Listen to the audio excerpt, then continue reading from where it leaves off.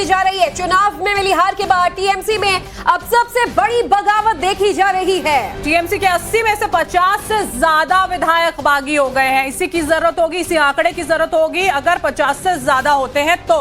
और स्पीकर को आज ही पत्र सौंप सकता है बागी खेमा। सूत्रों से जो जानकारी मिल रही है, अब बागी विधायकों के हस्ताक्षर पत्र जो हैं वो आज ही स्पीकर को सौंपे जा सकते हैं। बागी नेता का दावा है ममता से टीएमसी और पार्टी का जो सिंबल है वो छीन लिया जाएगा। देखिए 80 विधायक, टीएमसी के 80 विधायक है इस विधानसभा चुनावों में जिन्होंने जीत दर्ज की थी। अगर 54 का आंकड़ा होता है तो दल बदल कानून भी यहाँ पर लागू नहीं होगा और बहुत आसान उनके लिए हो जाएगा। अब देखना ये होगा कि 50 से ज्यादा 54 से ज्यादा है क्या, ये संख्या क्या होती है और वो लेटर जो हस्ताक्षर करके सौंपने वाले हैं वो कितनी देर में होता है। ज्योति, तो देखिए अभी भी बड़ा सवाल यही कि ममता बनर्जी जब कहती हैं कि टीएमसी में टूट नहीं है, सब कुछ ठीक है, तो आज के इस तस्वीर पर क्या वो जवाब दे पाएंगी? क्योंकि दोपहर में वो विरोध प्रदर्शन पर बैठेंगी, लेकिन उससे पहले क्या उनकी खुद की पार्टी बचेगी? क्या उनका सिंबल बचेगा? क्या अब टीएमसी में ही बंटवारा देखने को मिलेगा? और जो महाराष्ट्र में हुआ था शिवसेना के साथ, वो अब टीएमसी के साथ पश्चिम बंगाल में हूबहू खेला होता दिख रहा है।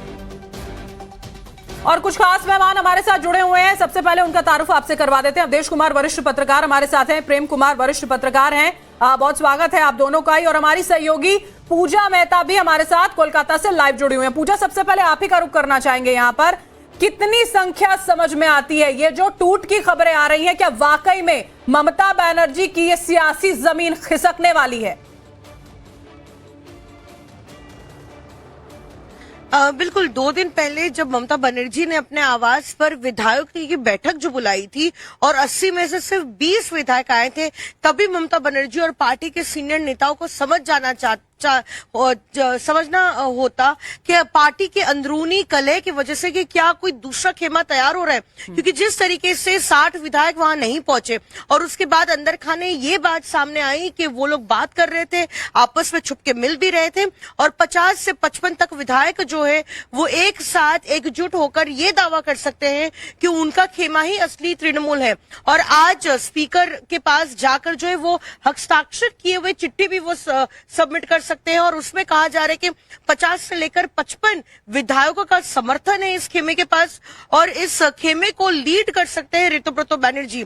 तो देखना दिलचस्प होगा कि आखिरकार आज ये लेटर सबमिट होता है कि नहीं और कितने विधायक के हस्ताक्षर जो है उसमें सबमिट किए जाते हैं, कितने जुटाए गए हैं, ये देखना दिलचस्प होगा। बिल्कुल, और बड़ा सवाल यही कि कितने, क्योंकि नंबर गेम में देखिए यहाँ समझना होगा कि अगर 2/3 उनके पास रहता है तो वो असली टीएमसी होने का दावा कर पार्टी से छिटक सकते हैं। ऐसे में अवधेश जी आपसे भी यही समझना चाहेंगे, इस नाराजगी पर हम चर्चा जब भी करते हैं, कहा यह जाता है कि ममता बनर्जी से जनता की भी, नेताओं की भी शायद उतनी शिकायत ना हो जितना अभिषेक बनर्जी को लेकर बगावत के सुर बुलंद हो गए थे।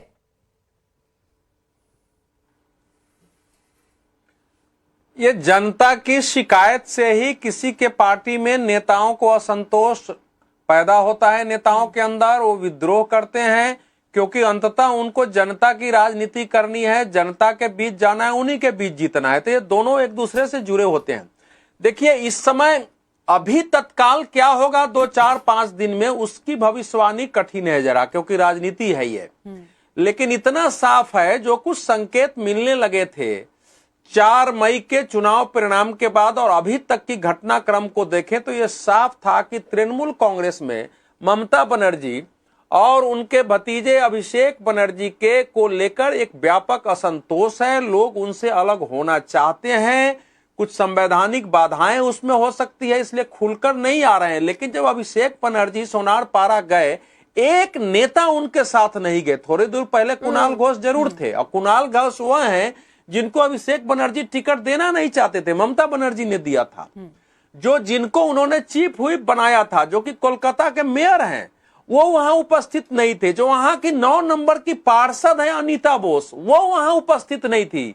तो वहां का जहां वो गए थे सोनारपाड़ा, वहां का टोटल मतलब केवल 1 सीट बीजेपी को है पार्षदों में, 35 में से 34 सीट इनके पास है, उसमें से कोई पार्षद इनके साथ नहीं था। तो वो संकेत तो मिल जाता है ना। जब हॉस्पिटल में थे तो ममता बनर्जी अकेले थी वहां, कोई नेता वहां नहीं गया था। तो ये सारे संकेत है। अभी देखिए मुझे ये लग रहा है कि तृणमूल के नेताओं की नीति ये है, सांसदों और विधायकों की, कि धीरे धीरे हमको पार्टी से निष्कासित किया जाए। शायद एक बार 60 संख्या मिलाना कठिन हो रहा होगा, और सांसदों के लिए भी 29 में से जो करीब करीब 21-22 चाहिए होगा, तो वो शायद कठिन हो रहा होगा एकाएक। तो वो सब चाहते हैं कि हम लोगों को निष्कासित कर दिया जाए, फिर हम स्वतंत्र होकर चले। 2 से शुरुआत हो गई है।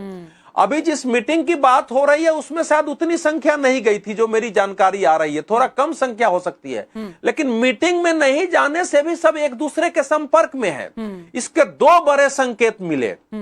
जो हमला का आरोप लगाया अभिषेक बनर्जी उनके नेताओं ने कि हम पर हमले हो गए, महुआ मैत्रा के छोड़ के तत्काल किसी सांसद ने, किसी विधायक ने उनके पक्ष में जो आक्रामक ट्वीट होता है नहीं ना किया। कोई बयान देता नजर आया, ना कोई साथ में यहाँ पर खड़ा हुआ था। अवधेश जी, आप इस ओर इशारा कर रहे हैं। बात ये थी प्रेम जी कि संकेत बहुत पहले से मिलने शुरू हो गए थे, और इससे बड़ा संकेत क्या होगा कि एकजुटता थी ही नहीं कि चुनाव जो है वो भी इतनी बुरी तरह से टीएमसी यहां पर हार जाती है। ममता बनर्जी तो प्रेम जी ये कह रहे हैं कि मैं बहुत मजबूत नेता हूं, इन सब से कैसे टैकल करेंगी? देखिए, पश्चिम बंगाल के बारे में हमेशा मेरी राय रही कि पश्चिम बंगाल अगर बीजेपी जीत जाती है तो देश का कोई प्रदेश विपक्ष नहीं बचा पाएगा। वो चीजें आज सामने है। चुनाव में जिन अधिकारियों ने चुनाव जिताए उनको सरकार में बड़े बड़े पद दिए गए, ये भी सच है।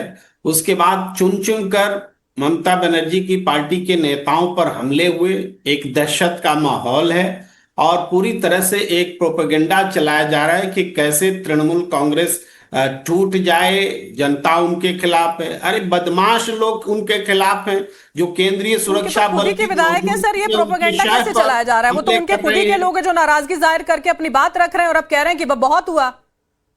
नहीं, ये तो होता है जब सत्ता से बाहर आती है, और सत्ताधारी दल जब पोचिंग करती है, शिकार करती हैं, तो कुछ लोग मुखौटा बनकर उभरते हैं। लेकिन वही अभी कुछ दिन पहले पंजाब में जब राज्यसभा के सांसदों का आम आदमी पार्टी से टूटना हुआ, तो पंजाब में कहा गया कि 50 से ज्यादा एमएलए आम आदमी पार्टी के टूट रहे हैं। कोशिश हुई है, बीजेपी की इच्छा रहती है, इस इच्छा को मीडिया वाले जुबान देते हैं। बंगाल में टीएमसी शायद सबसे बुरे दौर से गुजर रही है। ममता बनर्जी शायद इतना बड़ा सियासी संकट अपने करियर में उन्होंने देखा हो, और आप कह रहे हैं कि ये बीजेपी के वजह से हो रहा है। बीजेपी करारे में आऊंगी अवधेश जी आपके पास भी अगले सवाल के साथ, लेकिन उससे पहले एक बड़ी खबर जरा दर्शकों को बता देते हैं। नव भारत पर टीएमसी के बागी नेताओं का बड़ा बयान सामने आया है।